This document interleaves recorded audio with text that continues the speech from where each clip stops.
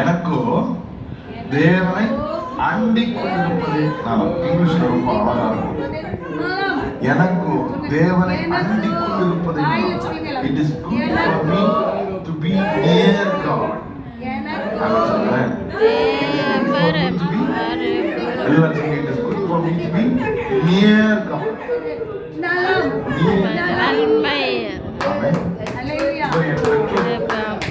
எனக்கு பெற்றோர் இருக்கிறார்கள். என் பெற்றோர்கள் வெளி தேசத்துல இப்பொழுது இருக்கிறார்கள். உங்களுக்கு தெரியும். நான் இங்க இருந்து கூப்பிட்டா அவங்களுக்கு கேட்குமா? எனக்கு உறவு இருக்கிறது, ஆனால் நான் இப்பொழுது அவர்களுக்கு சமீபமாக இல்லை. I have a relationship, but I am not near them now. நாம் எல்லோரும் தேவனோட உறவு இருக்கிறது. ஆனால் இந்த உறவுலே அந்த ஐக்கியம், that nearness, near you. இன்னொரு மொழிபெயர்ப்பு சொல்லுவது புதுசாக ஹார்ட் வெர்ஷன்.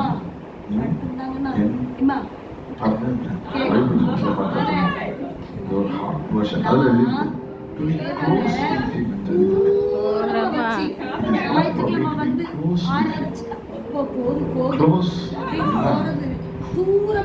உதாரணத்துக்கு டெரி எனக்கு ரொம்ப க்ளோஸ்.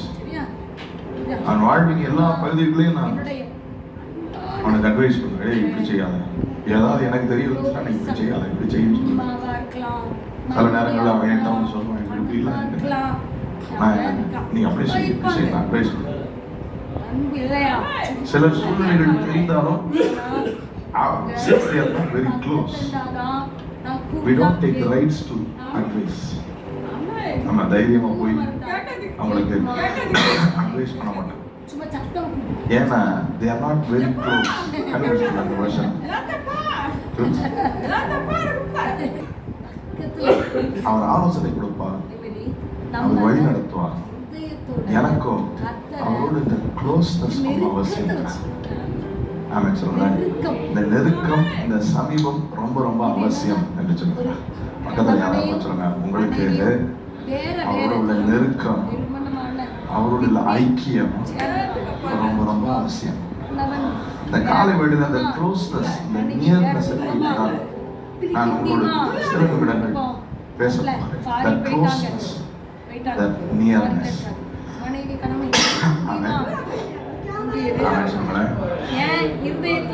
யோசேப்புடைய வாழ்க்கையில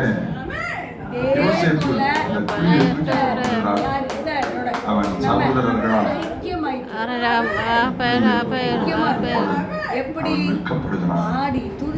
விற்கப்பட்ட அந்த காலகட்டத்தில் யோசேப்பின் சகோதரர்களுக்கும் யோசேப்புடைய தகப்பனுக்கும் தாய்க்கும் என்ன நம்பிக்கை வருகிறது என்றால் யோசேப்பு மரித்து விட்டான். இனி யோசேப்பு இல்லை. என்ன நம்பிக்கை? இனி யோசேப்பு இல்லை. ஆனால் மரித்து அடக்க முடிந்தது என்று நினைக்கப்பட்ட யோசேப்பு மறுக்கவில்லை. எகிப்திலே பார்வோனுக்கு சமமான உயர்ந்த